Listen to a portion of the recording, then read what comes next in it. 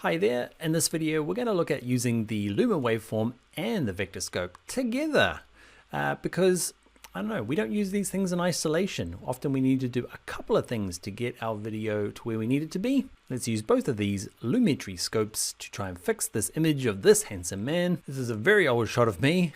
You can tell by all the extra hair. Well, not much, but there's more than there is now. Let's go get him looking as good as he can. All right, so let's bring in color correction L. Got a bit carried away with these naming conventions, ABC. Should have broken them up a bit better, but hey, I didn't. Let's make a sequence from it. Okay, and there's my smiling face.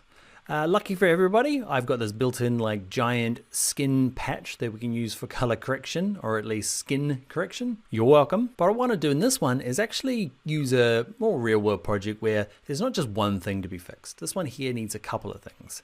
In this particular case, I always shoot staying away from the kind of lights and brightnesses so that I can bump them up later on.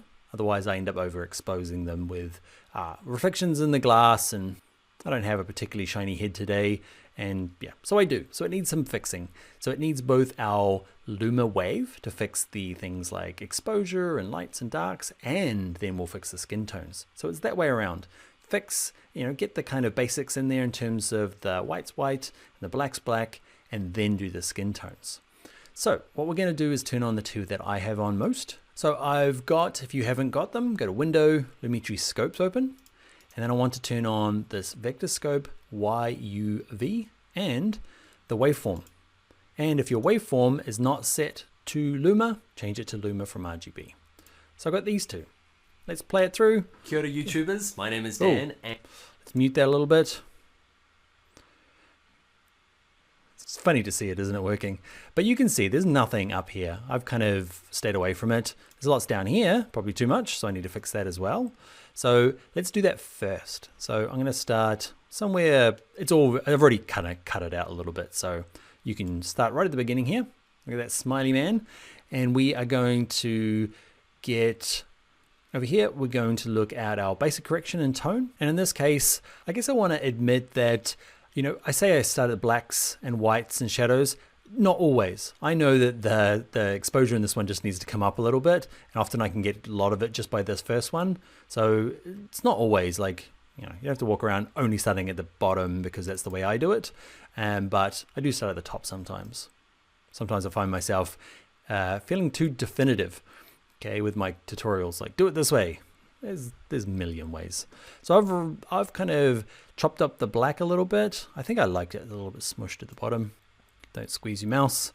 And the whites definitely need to come up. Okay, and then the shadows. Where do I want to be? I'm looking at the Luma map and this. Okay, I'm practicing just looking at the Luma map now because I'm with you. Okay, so yeah, somewhere in there. Okay, the highlights, they need to probably come up a bit. Okay, contrast. Probably all needs to get smushed. Oh, I feel like that's good, and I feel like we might catch the rest of this with the exposure. How do we feel? Better? Worse? Let's turn this on and off. Okay, I feel like maybe I went a bit high with the whites. They're up there, that's great. You want them not at 100, around the 90-ish is kind of where a good white should sit. So there's a tiny bit left over at the top. You can see mine, see that speck? It's weird. That speck is that speck in my glasses because it lines up. Remember, if we play it, can you see it moves around? So I can see that that is that, and I don't want to grade for that. I don't want to like correct for that particular one because that's okay to get overexposed because it's a giant bit of white. So I've got my Lumetri scope, in particular the wave Luma or the Luma wave. I feel like I've got that to a point where I like it. Okay, now I'm going to work on my skin tones. So I'm going to go over here.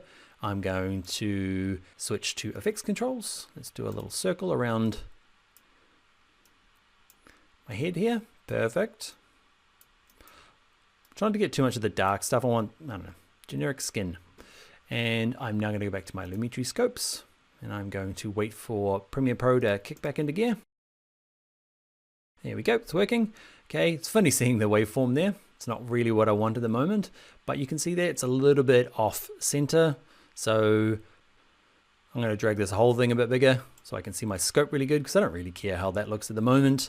And I'm going to decide which one this one works. It's never the first one. Okay, there's the second one. I'm going to move it across. And remember my skin tone. So there's about half. So maybe you could come up just a tiny bit. Skin tones is a weird one. Like there's kind of like, I'm giving you some general rules. Don't stick to them if it looks bad. That feels about good for like what I've told you. Let's have a little look. Did it work? Tiny Dan. This looks good from this distance. Let's go there. Let's click off.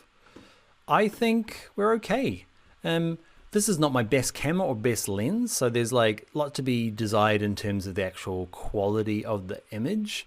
But in terms of the skin tones, let's turn all Lumetri off and on. I think I was definitely a little bit red there. I feel a little bit more myself in that shot. So we've kind of combined the two. We've used our Luma waveform and our vector scopes to get everything consistent, or at least some form of natural. And it was a good bit of practice.